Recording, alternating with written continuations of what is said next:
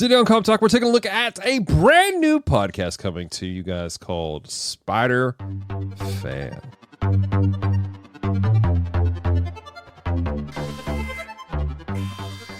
Glix, what is going on? We are receiving a signal from a new area on the planet Geekery. All right, let's see what the planet has for us today. Opening forms in 3, 2, 1.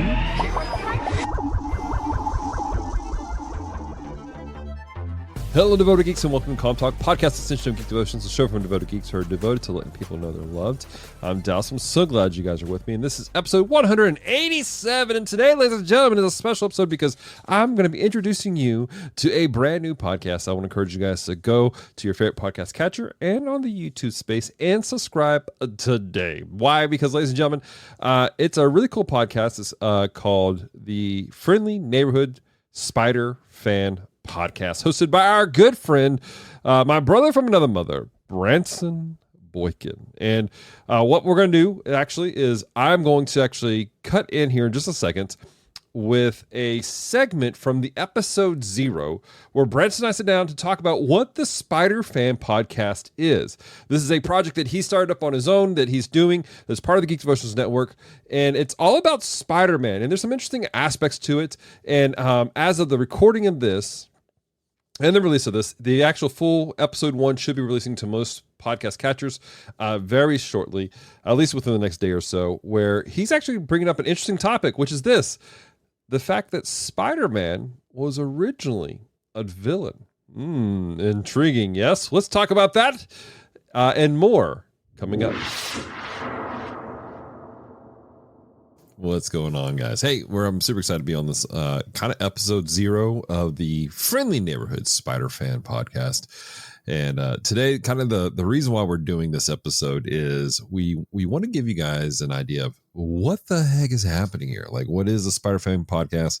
Why is Branson just a huge Spider fan himself? Where did it come from? And the real question of the day is that I want him to answer at the end of the day is, which is better, homemade web shooters or organic ones? And so we're going to get that answer at the end of the day, I think. And so, so we're gonna rock and roll that. Well, let's start from the beginning, my dude. What is the Friendly Neighborhood Spider-Fan Podcast? All right, so the Friendly Neighborhood Spider-Fan Podcast is the intersection of saving faith and spider fandom. I was sitting in my living room praying, and I had felt really convicted by the Lord that I needed to do more as far as sharing Jesus with others. That I needed to do more to, our ultimate mission as followers of Christ is to make him famous and to make him known. Mm-hmm. And I was struggling with how exactly I could do that because I work from home. Mm-hmm. I am blessed to work in an office where everyone is a Bible believing Christian. So, I mean, and that's great. I love the people I work with. It's always good when you have a shared faith in the office. But because of that, there's not a lot of people to share Jesus with because, they already know the Lord. Most of my time away from home is spent chasing my boys around, taking them to their various organizations and things that they're involved with, most of which are faith-based. So once again, I'm going and seeing people who already know the Lord. I don't have a big presence on Facebook. I'm not really super active in all that. So I was just praying and I was like, Lord, I want to be obedient. I want to share Jesus with people, but in my normal everyday life, day-to-day life, I don't come into contact with non-believers all that much. Mm-hmm. So what can I do? What can I do to share Jesus with people? And as I was praying, I looked over and I saw on my bookshelf, I have the first 3 volumes of Marvel Masterworks' Amazing Spider-Man. Mm. And the Lord impressed upon me that, Paul was a tent builder. He would build tents and he would use that to go tell people about Jesus. You have a love of Spider-Man. It's one of the few topics that you could literally talk about for hours on end and not run out of things to say. You are a true Spider fan. Use that to talk to people about me. Mm-hmm.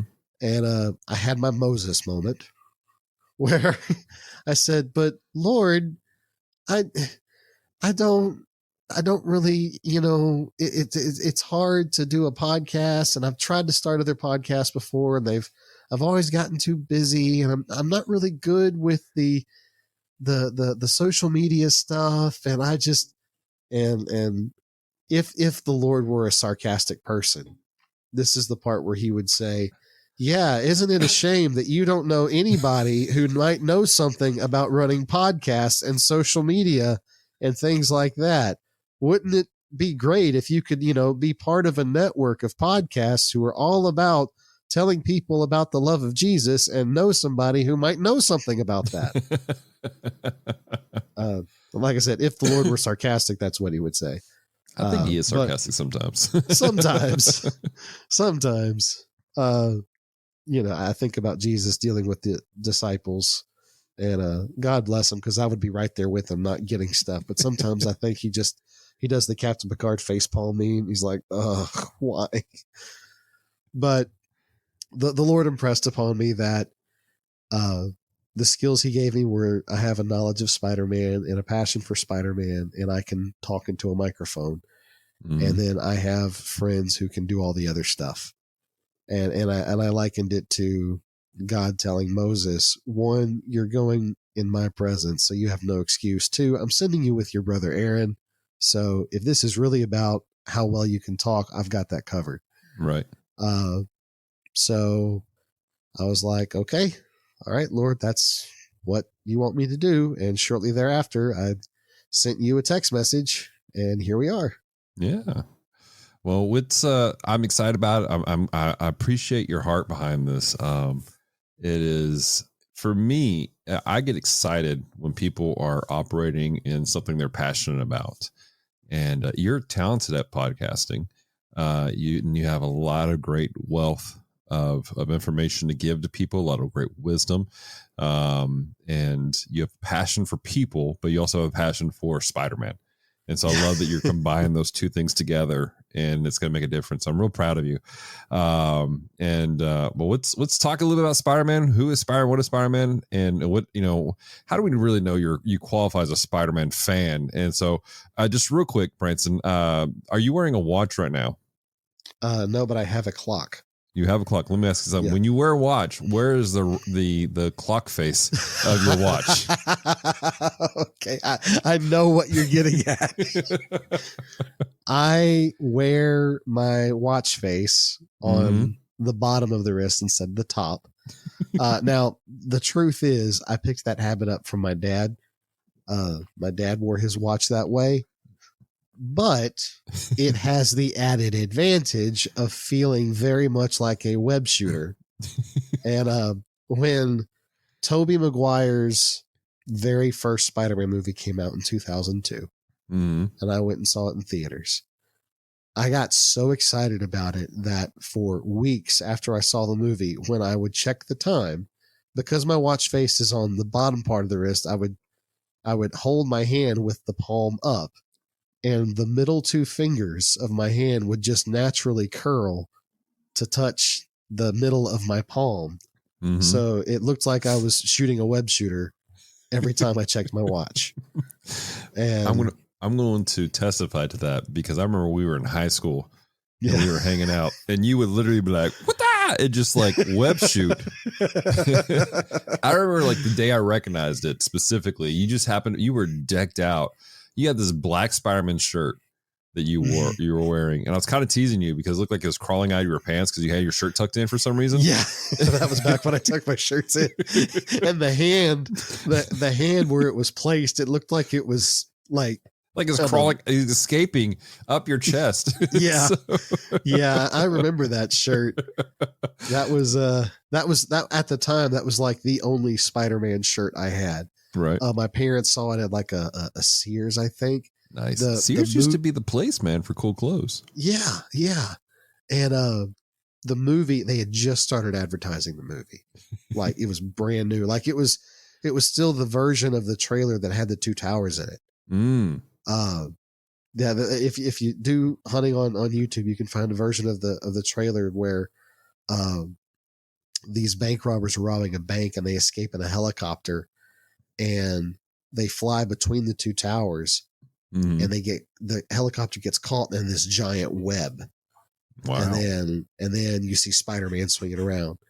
And so they had just started advertising it, and Mom and Dad we were in Mississippi visiting my grandparents. And they had gone to a Sears or something, and Nice. they saw it and picked it up for me.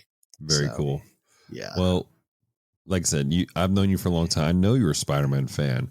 I'm going to ask you some questions on the back end about some of the stuff about your experience with Spider-Man. But if you could, just for the crowd, maybe there's somebody who's like, what is a Spider-Man? I don't know why they would say that unless they were like just dropped off by an alien and like they were abducted in 1961 and they have no idea what's happening.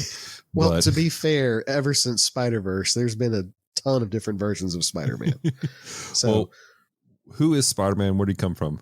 Right. The original Spider-Man that I'm referring to is a guy by the name of Peter Parker, raised by his elderly aunt and uncle. Typical nerd. He's all into science. Spider-Man was written in the 60s, so it was at a time where the beautiful people of school were the quarterbacks and the jocks and the cheerleaders, and Peter Parker was none of those things. He was skinny. He suffered from allergies. He was really book smart, and he was all the teachers' favorite student, but he just physically wasn't there. He wore glasses and walked kind of hunched. He was real nervous around women. Just typical nerd. And he goes to a science demonstration, and it's a demonstration of radioactive machines. And a spider gets caught within the machine work of the science experiment and gets irradiated. And after getting irradiated, it lands on Peter Parker's hand and bites him. And the irradiated venom goes into his bloodstream. And because it's early 1960s science, instead of, giving him cancer and killing him, it reacts with his blood and gives him spider powers. He has the ability to cling to surfaces just like a spider. He has the proportionate strength of a spider. Spiders can lift 8 to 10 times their own body weight. So if you've got a guy who's, 90, 110 pounds, that means he can lift up to a ton, just regular. He also developed something called a spider sense, which is an early warning detection of danger. And I've seen it played a couple of different ways. Some of them play it more of like it's a precognition thing. Some of them play it more of as just hyper awareness, like he's aware of a fly buzzing around and things like that. That was the McGuire one, wasn't it? Yeah, that was the McGuire went in that direction. I think the Garfield movie went in that direction as well. But in the comics, sometimes they play it more of as a precognitive thing. Psychics could mess with his spider sense, and if he's, I think there was actually, I didn't know that there was an episode of the cartoon series from the early 80s where someone copied his spider powers, and the two of them being together, their spider senses canceled each other out, and it made them both black out. Oh, wow. So that took more of a psychic vibe to it. I tend to lean more towards the hyper awareness because that makes more sense. All of his other powers are biological in nature. Right. But I mean, whichever. The point is he has an early warning sense of danger. He can kind of figure things out real quick. And he has spider-like agility, so he can walk across tight ropes and things like that. And he has an instinctive knowledge of what chemicals to mix to make spider webbing. Now, in the original version, he can't produce it himself, right, organically, so he creates web shooters, which has the liquid in these highly pressurized canisters, so he can shoot it out as a quick hardening strand and use it as a web. And like any normal teenager, once he finds out he's got superpowers, the first thing he wants to do is make money. So he goes to a wrestling match and wins a bunch of money, shows up on what was popular at the time, the Ed Sullivan Show. Oh, really? Was that the one it was? Yeah. Wow. I don't know if it was supposed to be the Ed Sullivan Show specifically or if they referenced Ed Sullivan, but it was in that vein of those variety shows. Right. And he was supposed to be on one of those. And for a while, he was making bank. He was doing pretty well for himself. One fateful night, he's packing up to go home, and someone has robbed the studio, and they run right by him, and he does nothing. And the security guard says, "What's the matter with you? You could have stopped him. You could have done something to trip him." And his response was, "Hey, it's not my problem. I'm looking out for number one from now on. I'm tired of people pushing me around." Well, Peter goes home that night. When he gets home, there's police officers at his house. Right. Come to find out, a burglar broke into his house, and in the fight that ensued, shot his Uncle Ben and killed him. And so in a fit of rage, Peter puts on his Spider-Man costume that up until this point was just a costume for a TV show. He's not a superhero. Right. He goes to the warehouse where the police have chased this burglar and goes to fight the burglar and comes to realize that the burglar in the warehouse is the same burglar that he didn't bother stopping at the studio. And so he realized that because of his inaction, his uncle is dead. Right. And that's where he learned the famous line, "With great power comes great responsibility." And from all the issues after that, instead of just trying to go into showbiz, Peter uses the Spider-Man moniker to fight crime and to correct the mistake he made when he let the criminal go and let his Uncle Ben die. Wow. So it's a pretty tragic story. A lot of stuff happening there. And knowing you as long as I have, I can see the appeal for you. But I know you. So what is it about, if you could summarize it very quickly, what is the appeal of Spider-Man to you, Branson? A couple of things. One, Spider-Man was not one of the beautiful people. He was just a regular guy with flaws. He was nervous around women. He struggled with allergies. You know, that sounds real personal for you. Yes, it is. It is. If I sound a little congested right now, it's because, summer in Louisiana. But he's an everyman. He's, the only thing that makes him different than any other person is this freak accident with a spider bite. So I was able to relate to him more easily. I understood Peter Parker. And so when I saw Peter stutter when he's trying to ask a girl out, when I saw Peter struggle with trying to study for a test, or when I saw him worried because his aunt can't pay the bills and they're worried about rent money, when he sneezes too many times because he forgot to take his allergy medicine, it was a hero I could relate to. Superman's great, but he's from another planet. How much can I really relate to him? Batman's wonderful, but he's rich beyond all belief. He has the money and the time to turn himself into the world's greatest detective and one of the greatest martial artists. How can I relate to that? Even in some of Marvel's other properties, Tony Stark is a rich guy who built a really cool suit. Captain America got juiced on a super soldier serum. Thor is the thunder god. I mean, not a lot of relatability there. But Spider-Man or Peter Parker, I got. I understood him. At least that's why I grew to love him once I was old enough to really understand the idea behind Spider-Man. As a kid, I just thought he was cool. That's fair. One of the earliest memories I have of Saturday morning cartoons was two TV shows. One was Thundercats, and the other was Spider-Man and His Amazing Friends. And that's what I grew up watching all the time. And of course, because it's not Iceman and His Amazing Friends or Firestar and His Amazing Friends, it's Spider-Man and His Amazing Friends. So you're naturally drawn to the main hero.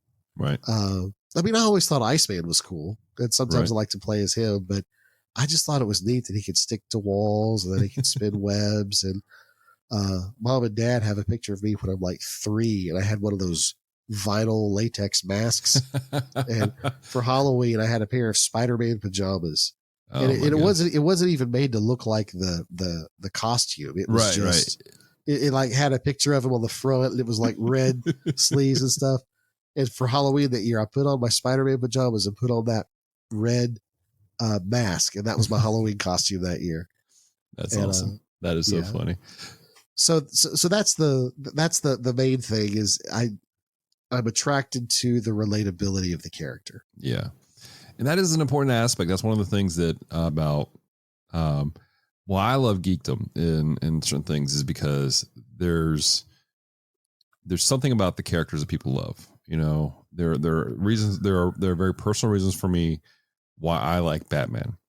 And there are very personal reasons for everybody why they love the characters they love. And so I love the fact that you're doing a podcast, you're doing a show that you have personal investment in, that you find yourself in. And, you know, that's the thing about Stan Lee. There was a quote about Stan Lee was that the great thing about him having the mask is that he could be anybody at any time. There was nobody else. He was just every man. And that's kind of what Spider-Man is. So you kind of answered my question, the next question I had for you, which is, what was your first exposure? So I'm guessing your first exposure was Spider-Man and His Amazing Friends. Yeah, that was my first exposure to the character. Now, if you talk to my dad, he says that there are two people as to why he learned how to read. Edgar Rice Burroughs, because he wrote Tarzan, and Stan Lee, because he wrote Spider-Man. Nice. Spider-Man was one of Dad's favorite characters. Oh, wow. Growing up. Yeah. There was a brief time where he was following the comics really closely. And it was the time when he took a chemical trying to get rid of his spider powers and ended up giving him extra arms. And he fought against Morbius a lot. That was about the time that Dad started really following Spider-Man closely. Oh, wow. That's a wild time, too. Yeah. But so he also is a big fan of Fantastic Four and Silver Surfer. He tended to follow Marvel more than DC, but he said Stan Lee is one of the reasons that he learned to read. So That's I'm cool. sure when I was growing up on these superheroes, Dad had some influence as to, hey, here's Spider-Man and His Amazing Friends. But it's not like he had to twist my arm. I mean, I was hooked pretty quickly. I liked superheroes as a kid anyway. Right. Never grew out of it. But that was my first exposure to the character. I love it. From there, of course, I read some of the comics. Matter of fact, the first comic subscription that I had, one year my parents got me a Spider-Man action figure for, I think it was Christmas. Yeah, I think it was a Christmas present. And on the back, they had a little cardboard cutout where you could sit in and subscribe to Amazing Spider-Man for 6 issues. Oh, wow. And so in the early 90s, matter of fact, the first issue I got was part 5 of Revenge of the Spider Slayer. It was when Alistar Smythe had come back. And so for 6 issues, I'm reading Spider-Man. It was also my first exposure to Black Cat. Oh, wow. And my first exposure to Venom. So that was, yeah. But so that, and Mark Bagley was the artist at the time of that run. And Mark Bagley is a phenomenal artist. Like the dude is just, the way he can put art to a page is amazing. And he's the reason that I even got into comics in the first place. Wow. Was because of that run on Amazing Spider-Man. From there, the 90s cartoon came out. I watched that. And that kind of cemented my interest in it. And then from that point forward, if Spider-Man was in the media in some form, I was watching it. Right. You know. That's cool. That's cool. Yeah. All right. So rapid fire questions for you real quick. Okay. Question number 1, favorite version of Spider-Man across the board, all the Spider-Verses ever out there, favorite version you've ever seen or thought about? My absolute favorite version will be Peter, working his way through college, married to Mary Jane, still working at the Bugle. So I guess Spider-Man right before the Clone Saga. Oh, yeah. I think that is my favorite iteration of Spider-Man. Now, I have reasons to enjoy all of them. Right. Of course, you can't beat the classics. I actually enjoyed Spider-Man working for Tony Stark, working as his liaison. Civil War was a crazy time. That was one of my favorite stories ever. But yeah, I think my favorite iteration of Spider-Man is he's working his way through college, working at the Daily Bugle, married to Mary Jane, and just doing his spider stuff. That's cool. When I think Spider-Man, that's the Spider-Man that comes to mind. I love it. So what is your favorite non-basic Spider-Man costume? The comic book Iron Spider. Oh, yeah. Not the movie Iron Spider, the comic book Iron Spider. Because that was the first time that Peter really leaned into his understanding of science. I mean, Tony Stark made the suit for him. Yeah. But it was cool because that always made sense to me. There's like, come on, the dude's super smart with science. So if you give him a budget, he could build a really cool spider suit. And that's what that suit was. And I thought it was great because like it had the glider. It gave a reason for the web wings because he could actually use it as a glider. It had cybernetic enhancements in his mask, had an auto filter to where if he was ever in a gas attack, it would auto filter out the gas. The Waldos that came out of his back, they weren't really useful as weapons per se, but they had like cameras built into them, so he could like do a telescopic zoom thing, and it was just cool. Right, it was just really, really cool. And so I hate that he didn't get to use that suit a whole lot because right after he got the suit, Civil War started. Right. And then halfway through Civil War, he ended up flipping sides. So he didn't have access to Stark Tech anymore. So he went back to the classic red and blue, but he didn't have access to that suit anymore. It was like, man. Oh my gosh. All right. Favorite non-Earth 616 Spider-Man. And for listeners, 616 is the main Marvel universe. Yeah. Miles Morales, specifically the Miles Morales from the Ultimate Verse before they merged everything together. Nice.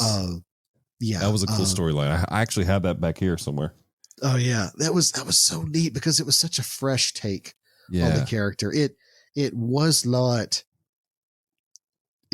just a rehash of Peter Parker. Like Miles Morales was a different enough character, and he had his own power set and his own friends and his own issues that it was familiar enough to feel like Spider-Man, but different enough that I didn't feel like I was just reading Peter Parker 2.0. Right. And I really think one of the worst things they could have done for the character is stick him in the main universe where he's running around in Peter's shadow. Yeah. Because when he was the Spider-Man of his universe, he was rocking it. Yeah. I mean, I thought he was a great Spider-Man. That's so cool. That's cool. So what is your favorite film Spider-Man, live action Spider-Man? And I'm going to put this out there. I will even include the musical Spider-Man. You mean the musical that never happened? There are clips at it somewhere. I saw something. Yeah. They tried, but the actors kept getting hurt with all the stunts. The fact you know this tells us the level of Spider fan you are. Gosh, that's like trying to pick your favorite children. I can't pick my favorite one, but I can tell you what I appreciate about each iteration. Tobey Maguire's trilogy. He was a perfect Peter Parker. He nailed the nerdy, awkward, I don't know how to talk to girls. I think science is cool in a way that's adorable, but kind of annoying. You know, Tobey Maguire nailed what I think of when I think of Peter Parker. Right. Andrew Garfield was a good Spider-Man. The way he would quip and talk when he was in the suit, the way he would make jokes, that to me captured what I think of when I think of Spider-Man. Tom Holland is a great high school Spider-Man. When I think of Spider-Man as a high school student running around and doing his thing, Tom Holland is a good version of that. I like that they especially in the last movie, they got away from this idea that he's Tony Stark's Robin. Right. You know, that was my only complaint about the MCU's Spider-Man, is that you kind of had to have Iron Man around to make sense for him to be there. Yeah. And I appreciate more Spider-Man being his own character. Yeah, definitely. But because he had this, you know, need for a father figure, and he looked up to Iron Man so much, it really played into his youthfulness.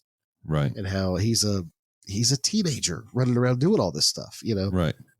So I appreciate each of them for different reasons. So I can't really say I like one better than the other, which means that No Way Home was, it was beauty on screen. I saw that in Absolute beauty on theaters, screen. and the amount of it was great being in a room, people who get it, because and you know the scene when they're all just suddenly there, and the excitement level in the room.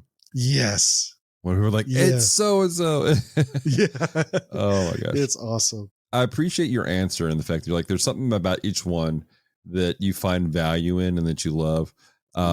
Because Spider-Man is such a complex character. People think, oh, he's one dimensional, but he's not, especially when again, he's been around since 1962. There's a lot that's taken place with him over the years. And actually, I have a student who I'm going to tell her about this podcast, but when I asked her about her favorite Spider-Man, she gave a very similar answer to you. I had to get her to write it down for me to give it to you. But she has reasons why she likes every single Spider-Man specifically, because she is a big Spider-Man fan herself. Cool. So, cool beans. All right. Well, man. So last kind of quick fire question for you. Handmade spinners or built-in spinners? Okay. With all respect to Tobey Maguire and Sam Raimi and what they did and how they brought Spider-Man to the movie screen. Spider-Man has web shooters. That is the correct version of Spider-Man. Now, I know there have been times where he's had more organic webbing before in various iterations and parts in the comics, but there is a reason they always go back to web shooters. Right. That is a sign of Peter's ingenuity. The fact that he's not just strong muscles, he has a brain because he had to design those himself.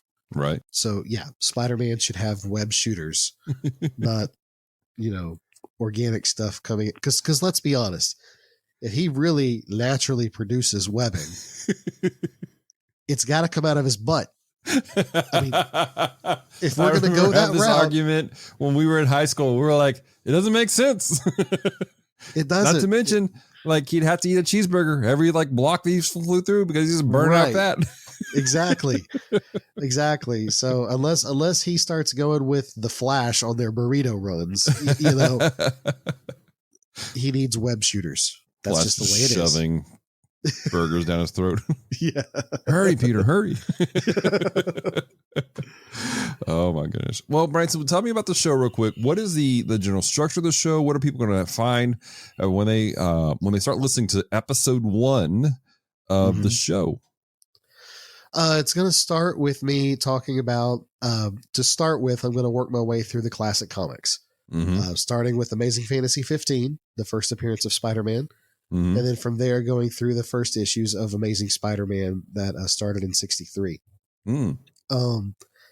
Basically, I'm going to do a short recap of the plot. I'm not going to go real deep into the specifics of the plot. I will encourage you to read the comics for yourselves if you want that. What I am going to do is talk about some of the main plot points, some of the things I think are interesting, some of the things I think set Spider-Man apart from some of the other characters.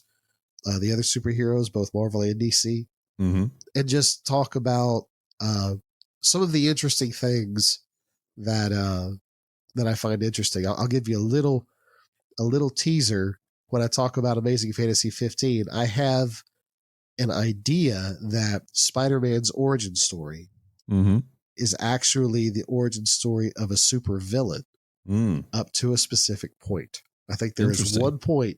How, as you read Spider-Man's origin, you're reading a supervillain story up until a very specific point, and at that point, he becomes a superhero. That's fascinating.